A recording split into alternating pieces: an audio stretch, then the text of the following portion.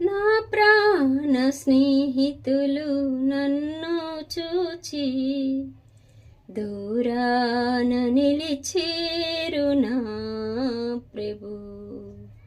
నా ప్రాణ స్నేహితులు నన్ను చూచి దూరాన నిలిచేరు నా ప్రభు. నీ వాక్య ధ్యానమే నా త్రోవకు వెలుగై నన్ను నిల్పెను నీ సన్నిధిలో నీ సంగములో.